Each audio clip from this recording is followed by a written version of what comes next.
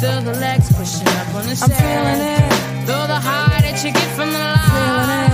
If you feel it, raise your hell in the sky. This will be a quick little video, so talk about Madam Web. Why Madam Web and other Sony Spider-Man movies are garbage. These movies are trying to build upon a supporting character. You can do that. I mean, Venom, I think, is a great supporting character that you could build a franchise behind. Tom Hardy was a great choice, and they did great with that. I think Kingpin is a character that you could do a miniseries with and done properly, a la, Daredevil. But the problem is they're using characters like Madam Web, Morbius, which we all know Morbius needs to be connected to a Spider-Man or needs to be connected to a Blade for it to actually come off, for his character to actually flourish to be the great supporting character he is. Sony would know that if they pick up a motherfucking comic book or watch a motherfucking animated series. The Madam Web.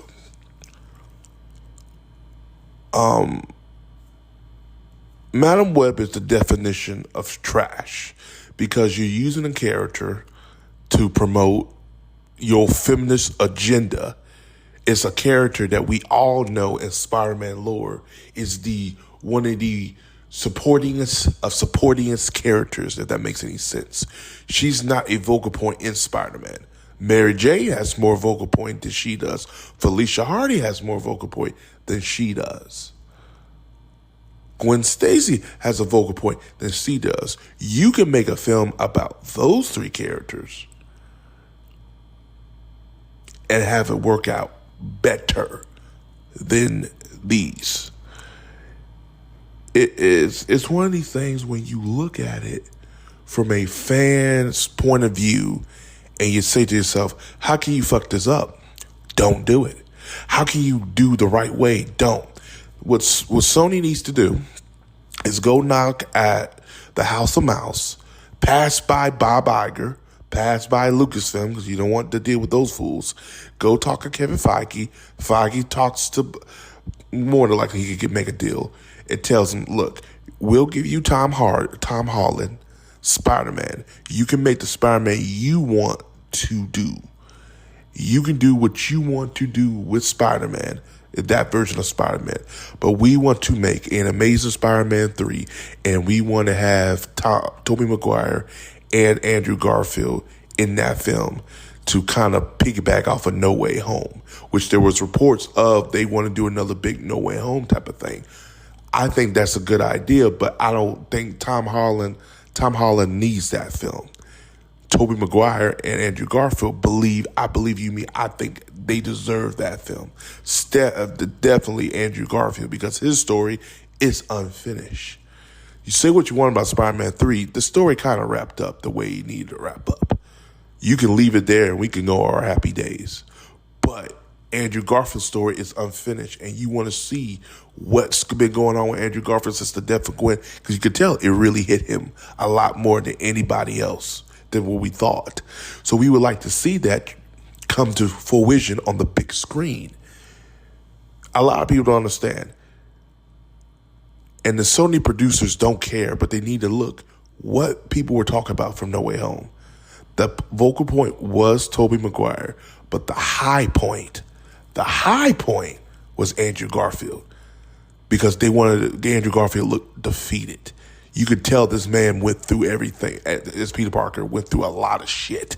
It's like, Gwen really his death really affected him. And we haven't seen that with Peter in a long time. We didn't get that. We were robbed of that. But the thing that people need to make, I watched somebody else's review, and he was being very transparent. He was talking about, it's not the writer's fault, which it's not. It's the studio's fault, which it is. But he also has to understand, too, you signed on a dotted line to make this film. So regardless of whose fault it was, it is what it is.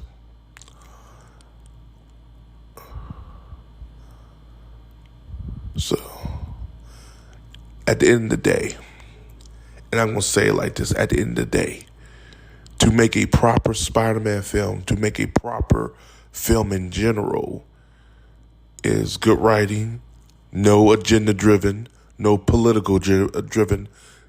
Film is going to do that, especially for Spider-Man. Spider-Man is known for telling great stories because there's great comic books out there to tell these stories from.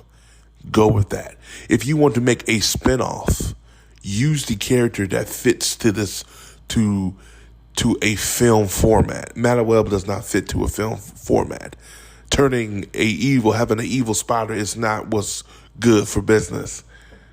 The film, people say it's one of those early 2000 films that they wanted to do something edgy and different. And no, that's disrespecting to those films, like an X-Men or a fucking no. This film is the definition of let me keep the rights to these characters. Is the definition of let's create this universe that nobody fucking asks for. Let's do this, let's do that. In reality, let's listen to what the fans want. Go by that. Let's make a deal with Marvel. Give them the Tom Holland Spider-Man that they want. And we'll have our Andrew Garfield Spider-Man with Tobey Maguire. And we can build upon that foundation and make more money or make better content films than what Marvel's doing. That's what you need to fucking do. This shit right here ain't working. Kraven is another one that I think will bomb. I like the look of Kraven. I think the guy looks like the Kraven character.